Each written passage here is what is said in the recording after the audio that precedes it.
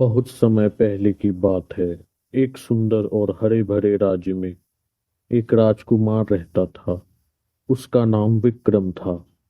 वह न केवल अपने राज्य का गौरव था, बल्कि अपनी बुद्धिमानी और पराक्रम के लिए भी प्रसिद्ध था। लेकिन उसके दिल में एक अजीब सी बेचैनी थी।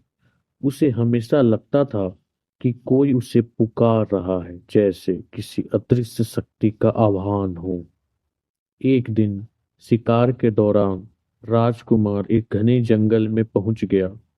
वहां उसे एक सुंदर झरना दिखा।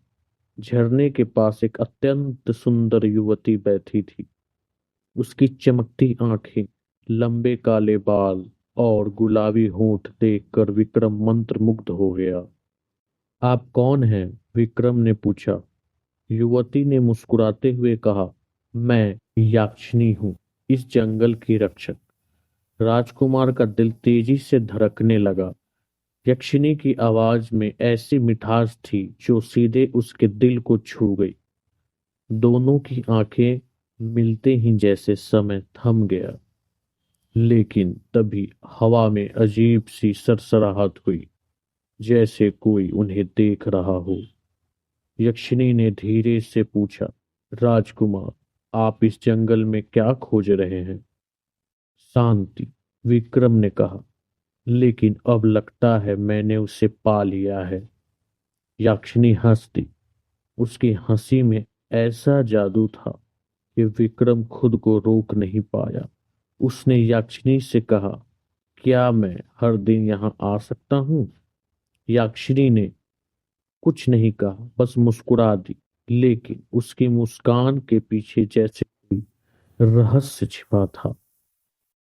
इसके बाद विक्रम हर दिन उस झरने के पास जाता। दोनों घंटों बातें करते।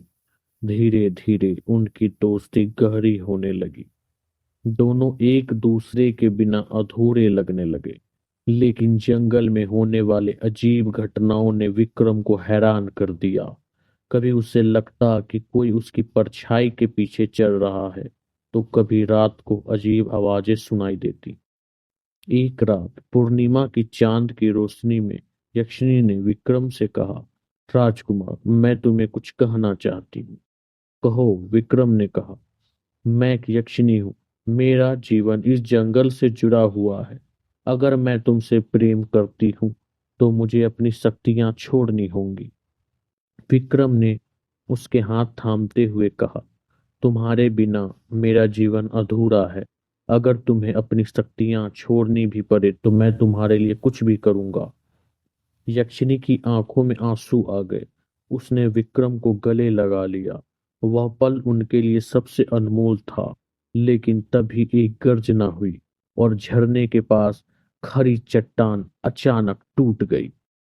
तुम्हारे प्रेम ने जंगल की शक्तियों को क्रोधित कर दिया है, यक्षिनी ने भयभीत होकर कहा। हमें यहां से जाना होगा, जल्दी। उसके बाद विक्रम और यक्षिनी ने जंगल में छुपने के लिए एक गुफा का सहारा लिया। गुफा के भीतर दोनों ने अपने प्रेम को और गहरा किया। यक्षिनी ने विक्रम को अपने जादुई रूप दिखाए, जिनसे विक्रम और भी आकर्षित हो गया। उन्होंने गुफा की हर रात को एक नई कहानी के रूप में जिया। उनके जीवन का हर एक क्षण जैसे अमर हो गया था। परंतु जंगल के अन्य यक्ष और यक्षिनियां अभी भी उन्हें ढूंढ रहे थे। एक रात जब विक्रम यक्षिनी के साथ एक पहाड़ी में बैठा चांद को देख रहा था, उसने यक्षिनी से पूछा, क्या यह सब हमेशा के लिए रहेगा? यक्षिनी ने विक्रम की ओर देखते हुए कहा, प्रेम को हमेशा के लिए बनाना हमारे हाथ में है, लेकिन हमें उसके लिए संघर्ष करना होगा। यह जंगल हमें कभी शांति से नहीं रहने देगा। उनकी बातचीत के बीच जंगल में हलचल होने लगी। यक्षिनी ने विक्रम से कहा, तुम यहाँ रुको, मुझे इसे संभालना होगा। लेकिन विक्रम ने मना कर दिया। मैं तुम्हें अकेला नहीं छोड़ सकता, तुम मेरी जिंदगी हो, विक्रम ने कहा। दोनों ने मिलकर यक्षों से सामना किया। यक्षिनी ने अपनी शक्तियों का इस्तेमाल करते हुए विक्रम की रक्षा की, लेकिन हर लड़ाई के साथ उसकी शक्ति कम होती जा रही थी। विक्रम ने देखा कि यक्षिनी का चेहरा पीला पड़ रहा था। उसने उसे रोकने की कोशिश की, लेकिन यक्षिनी ने कहा, अगर मेरा अंत भी होता है तो यह तुम्हारे साथ होगा। अंततः उन्होंने यक्षों को हरा दिया, लेकिन यह जीत आसान नहीं था। यक्षिनी पूरी तरह कमजोर हो चुकी थी।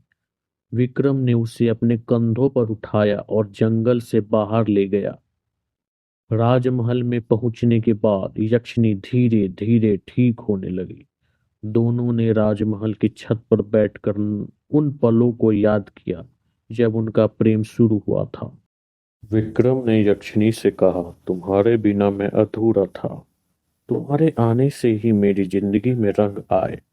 यक्षिनी ने मुस्कुराते हुए कहा, और तुमसे मेरे जीवन को एक अर्थ दिया। हमारा प्रेम ही हमारा बल है। उनमें प्रेम ने न केवल राजमहल को बल्कि पूरे राज को एक प्रेरणा दी। दोनों ने अपना जीवन एक दूसरे के साथ समर्पित कर दिया, हर दिन को एक नई शुरुआत के रूप में जिया। उनकी प्रेम कहानी अमर हो गई, जिसे लोग सदियों तक सुनते रहे। लेकिन उनका प्रेम सिर्फ कहानी नहीं था, यह एक ऐसी भावना थी जिनसे हर दिल को छू लिया।